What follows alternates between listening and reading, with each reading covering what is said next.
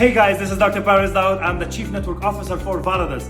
Today I'm here to make an amazing announcement that the network will be super excited. First, before I make the announcement, I'd like to congratulate every single leader, every single member of Validus for being so amazing in expanding this amazing opportunity to different parts of the world. So here comes the announcement.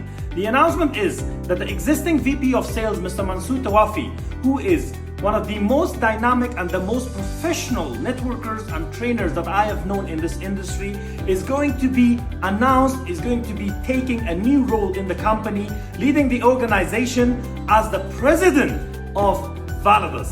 So Validus Global, stay excited, stay tuned. In the coming days, Mr. Mansour Tawafi, Mr. Howard Friend, CEO of the company, and myself will be bringing plenty of news and announcements and expansion in the corporate team. So there will be new members of the corporate team announced to you guys. So stay tuned. Thank you very much. We, the entire community of Validus, would like to see Mr. Mansour Tawafi leading the way as one of the best presidents of this organization, and we would like to wish him all the success. Mansour, best of luck. Validus team is here to support you all the way. Take care. Thank you very much.